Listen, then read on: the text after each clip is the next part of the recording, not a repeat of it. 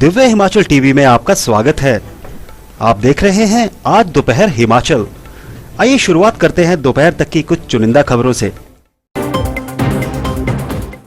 सुशासन सूचकांक में पहले स्थान पर आया बिलासपुर, मंडी ने दूसरा और हमीरपुर ने पाया तीसरा स्थान। मंडी डिग्री कॉलेज में कंटेनमेंट जोन से परीक्षा देने पहुंचे 2 छात्र, अलग कमरे में बिठाया। रोजगार के लिए जोरदार प्रदर्शन, बेरोजगार युवाओं को 7500 रुपए बेरोजगारी भत्ते की उठी मांग। ऐसी बारिश कि रुकने का नाम नहीं, नदी नाले उफान पर, सड़कें बन गई तालाब। भारी बारिश और तेज तूफान ने खेतों में बिछाई मक्की की फसल, किसानों की बड़ी चिंता।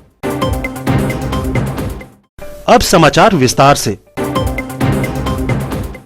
Himachal Pradesh district good governance index 2019 में बेहतरीन कार्य करने की बदौलत पूरे प्रदेश भर में बिलासपुर जिला ने पहला पुरस्कार प्राप्त किया है।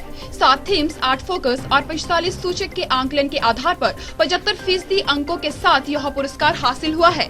इन्हीं मानकों के आधार पर सभी जिलों की रैंकिंग तय की गई है, जिसमें बिलासपुर जिला प्रदेश में प्रथम और दूसरे नंबर पर मंडी व तीसरे पर हमीरपुर आया है।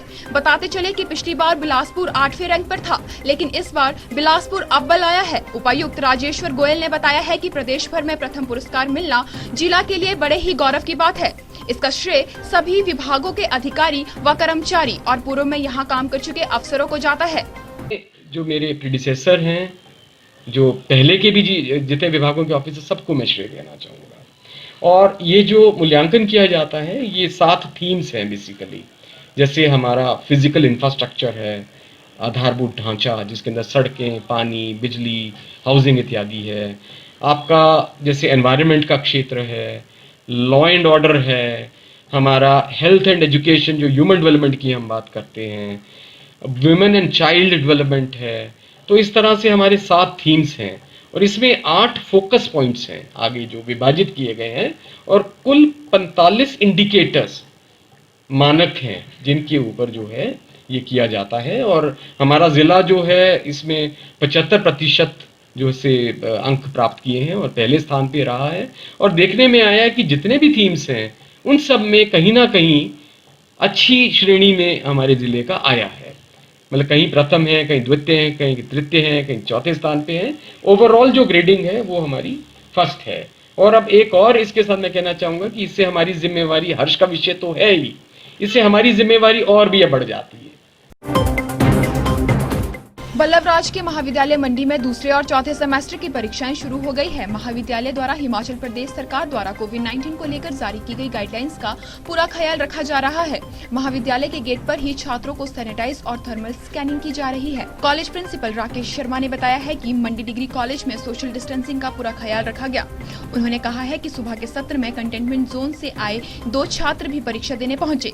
उन्हें कॉलेज प्रबंधन द्वारा अलग से कमरे में बिठाया गया, जबकि अन्य परीक्षा हॉल में एक बेंच छोड़कर छात्रों को बिठाया गया।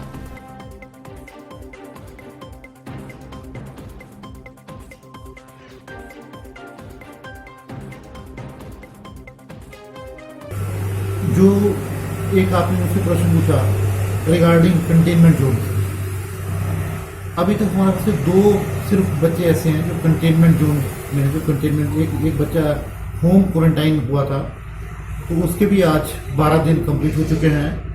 और वो लड़का भी आता है तो गेट के ऊपर खड़ा हो जाता है, उसको हम साइड में रखते हैं और उसको पीएन के साथ एक अलग से रूम की हमने व्यवस्था की, उस रूम के अंदर हम उसको भेजते हैं। और साथ में एक लड़की है, ये लड़की कंटेनमेंट जोन में है और इसको एसटीएम महोदय ने अलाउ किया हुआ है कि, और इसके पेरेंट्स इसको छोड़ने आते हैं, कॉलेज गेट तक छोड़ते हैं।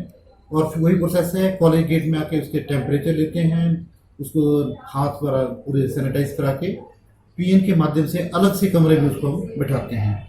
और वो बच्चा भी जो है और लड़की भी जो है वो कभी भी किसी से आप अभी तक बिल्कुल भी टच नहीं हुआ है। पेपर देने के बाद वो अकेले यहाँ से चले जाते हैं। तो ये संक्रमण की जो एक ये आप कह सकते हैं कि पॉसिबिलिटी थी, वो हमने एलिमिनेट कर दी है। मैं एक चीज़ और आपसे शेयर करना चाहता हूँ कि अभी तक फीस बहुत बच्चे जमा नहीं करवा रहे हैं। कोई 5700 के प्लस जो हैं स्टूडेंट्स की रजिस्ट्रेशन हो चुकी है।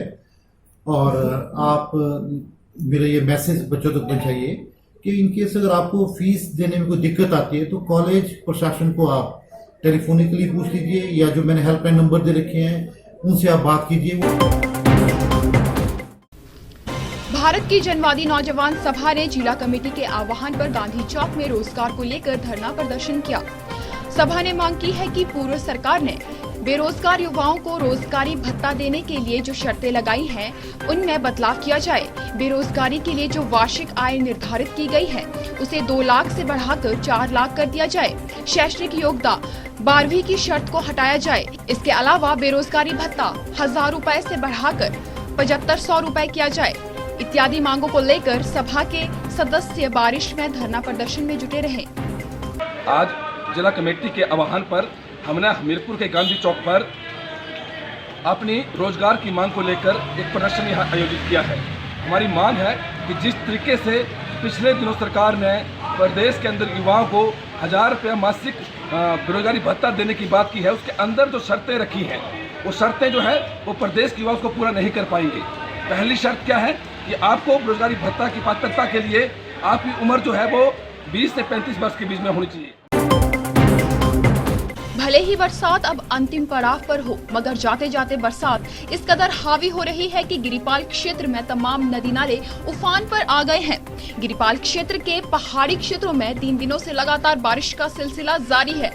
आज सुबह से ही पहाड़ी क्षेत्रों में जमकर बारिश ने सड़कों को लबालब कर दिया और पानी से सड़कें तालाब बन गई। नौराधार में सड़क पर पानी का बहाव इस कदर हो गया कि राहगीरों को सड़क आर पार करना मुश्किल हो गया। बारिश से कई संपर्क मार्ग अवरुद्ध होने की सूचना मिल रही है।